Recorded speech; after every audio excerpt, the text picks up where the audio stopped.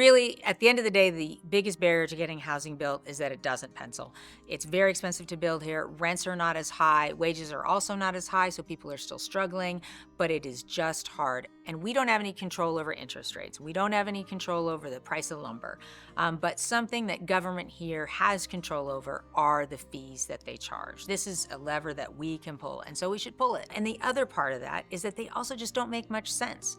If you're building a unit in the city of Santa Rosa before they did some reform, you would generally pay about $29,000 a door. And that's important that it's a door. And that door could be to a studio apartment where one person would live, or it could be to a 2-bedroom apartment where a parent and child would live, maybe, or a 4-bedroom, 2,700 square foot single family home at the end of a cul-de-sac, all $29,000. That doesn't make a whole lot of sense and disincentivizes the kind of multifamily housing that we need most. So we knew that just financially, this had to be a priority. Reducing or eliminating impact fees is just one action that we can take to spur housing development, and we know that we need it. Housing that is at all levels. We know that we need affordable housing, we need market rate housing, and we know that one of the key barriers to achieving that is controlled by our local government. And so this was a big step that government could take, and frankly would not have taken without Generation Housing's advocacy for it. One of the things that I've come to realize is that when it comes to housing policy, you really need an inside-outside strategy.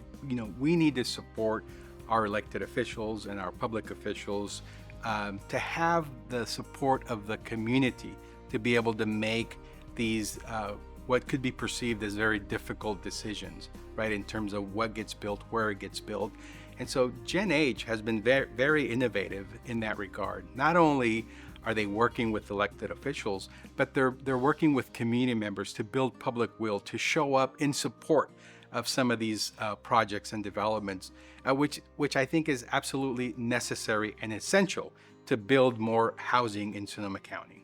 We are seeing the housing crisis as employers where we can't attract and retain the employees that we need. We're seeing the housing crisis in that there are kids who are living at home who are 27, and so they're arguably not kids anymore. And they'd like to leave, even if they love their parents, but they'd like to move out, and their parents might want them to move out as well. Young people, young professionals living in roommate situations much longer than they would otherwise, or young people not having kids and not having babies, or having babies and then saying, we've got to move somewhere else, which is having then the ripple effect, as I think everyone knows, of declining enrollment in our schools, and which is resulting in school closures. And so the housing crisis is huge, with ripple effects that touch everyone, even if you are safely and stably and affordably housed, even if you own a home and maybe own it outright, and you are still being impacted one way or another by the lack of enough housing, but also the right kinds of housing and enough diversity of housing. If you look in Santa Rosa, you're starting to see a lot more housing production. You're seeing a lot more apartment buildings.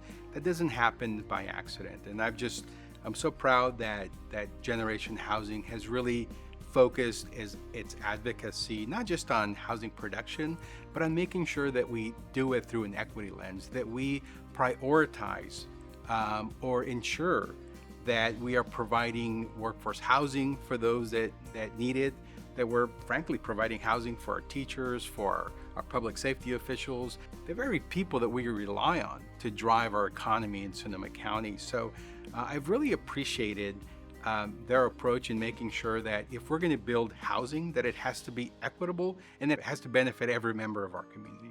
Challenging the status quo is hard.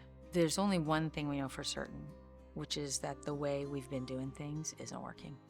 That is it. That is the only thing we know for certain.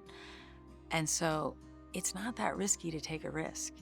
And being bold is what's actually the minimum thing necessary to make change.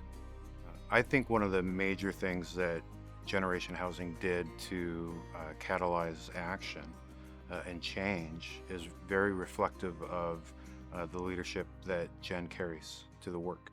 Real leadership comes from somebody being authentic and true to themselves, and carrying a vision of positivity for the future. And certainly Jen in Generation Housing does that. I will say that Jen is committed, compassionate, and unshakable.